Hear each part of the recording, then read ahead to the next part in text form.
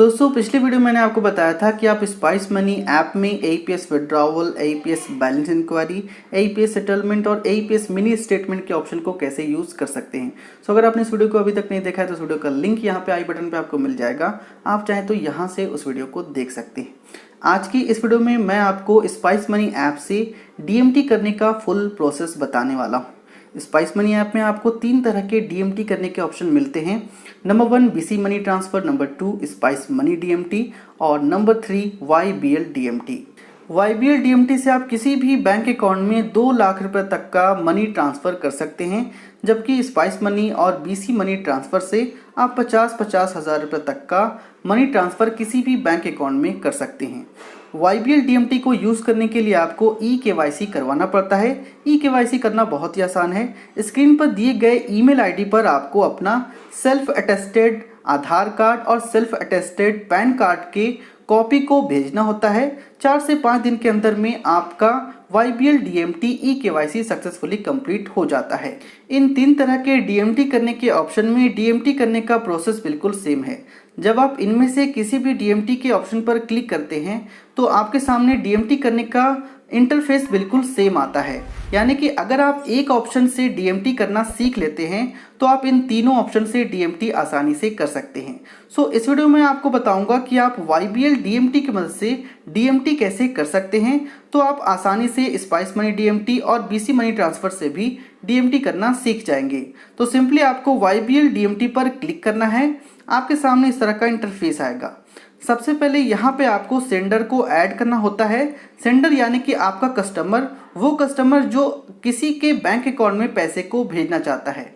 तो सिंपली आप यहाँ पे प्लस वाले आइकन पर क्लिक करेंगे, फिर आप यहाँ पे अपने कस्टमर यानी कि सेंडर का मोबाइल नंबर देंगे, फिर आप प्रोसीड पर क्लिक करेंगे। अब यहाँ पे आपको सेंडर यानी कि कस्टमर का नाम देना है, उसका डेट ऑफ बर्थ देना है, फिर उसका पिन कोड और यहाँ पर एड्रेस देकर इसके टर्म एंड कंडीशन को एक्सेप्ट करना है। फिर आप डन पर क्लिक करेंगे। जब तक आप अपने सेंडर यानी कि कस्टमर का केवाईसी नहीं करते हैं तो यहाँ पे आपको 2 लाख रुपए तक का ट्रांजैक्शन लिमिट नहीं मिलता है। यहाँ पे आपको 25 हज़ार रुपये तक का ही ट्रांजैक्शन लिमिट मिलता है। तो 2 लाख रुपए तक का ट्रांजैक्शन लिमिट करने के लिए अपने कस्टमर का केवाईसी आपको करना होगा।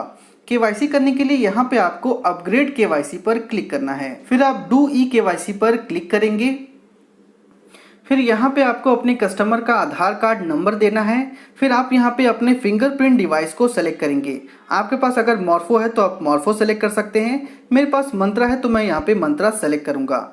फिर आप यहाँ पे स्कैन फिंगर पर क्लिक करेंगे। स्कैन फिंगर पर क्लिक करने के बाद आपको अपने कस्टमर के फिंगर को अपने फिंगरप्रिंट डिवाइस पर रखना है। आपके कस्टमर का ई-केवाईसी कंप्लीट हो जाएगा। आपके सामने आपके कस्टमर की सभी डिटेल आ जाएगी। फिर आप यहाँ पे कंफर्म पर क्लिक करेंगे। आपके सामने इस तरह का मैसेज आ जाएगा, ई-केवाईसी सक्सेसफुल। फिर आप ओके पर क्लिक करेंगे। आप देख सकते हैं कि यहाँ पे ट्रांजैक्शन लिमिट 25 हज़ार से बढ़ाकर 2 लाख रुपया कर दिया गया है। अब यहाँ पे आपको बेनिफिशियरी की डिटेल्स ऐड करनी होगी, यानी कि ये कस्टमर कौन से बैंक अकाउंट में पैसे को भेजना चाहता है, उस बेनिफिशियरी का डिटेल यहाँ पर आप ऐड करेंगे।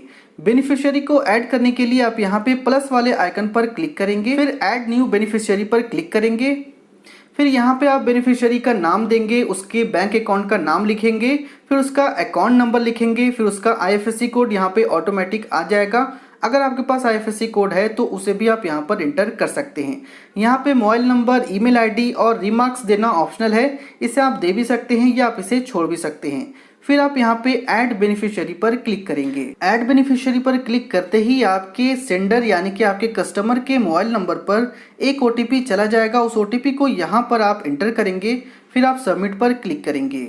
अब यहाँ पे आपको बेनिफिशियरी के बैंक अकाउंट की डिटेल को वेरीफाई करने के लिए बोला जाएगा। आपको अपने बेनिफिशियरी के बैंक अकाउंट की डिटेल को वेरीफाई कर लेना चाहिए ताकि आपका पैसा किसी दूसरे बैंक अकाउंट में ट्रांसफ़र ना हो सके। अगर आप यहाँ पे अपने बेनिफिशियरी के बैंक अकाउंट को वेरीफाई करते हैं तो यहाँ पर आपसे 5 रुपया चार्ज किया जाता है। तो ये 5 रुपया आप चाहें तो अपने कस्टमर से मांग सकते हैं। फिर आप यहाँ पे वेरीफाई अकाउंट पर क्लिक करेंगे। आपके सामने बेनिफिशियरी की सभी डिटेल आ जाएगी जो उसके बैंक अकाउंट से रजिस्टर्ड है। तो यहाँ पे आपको एक बार इसे कंफर्म करना है। फिर आप यहाँ पे क्लोज पर क्लिक करेंगे। बेनिफिशियरी यानी कि जिसके बैंक अकाउंट में पैसा भेजा जाना है उसकी डिटेल यहाँ पर ऐड हो चुकी है। आप चाहें तो यहाँ पे कई सारे बेनिफिशियरी का नाम और उसकी डिटेल को ऐड कर सकते हैं। जिस भी बेनिफिशियरी के बैंक अकाउंट में आप पैसे को ट्रांसफ़र करना चाहते हैं, सिंपली आप उसके नाम पर क्लिक करेंगे। आपके सामने इस तरह का इंटरफेस आ जाएगा। आप चाहें तो IMPS या NEFT की मदद से बेनिफिशियरी के बैंक अकाउंट में पैसा ट्रांसफ़र कर सकते हैं। अगर आप यहाँ पे IMPS से पैसा ट्रांसफ़र करते हैं तो कुछ ही सेकंड में बेनिफिशियरी के बैंक अकाउंट में पैसा ट्रांसफ़र हो जाता है।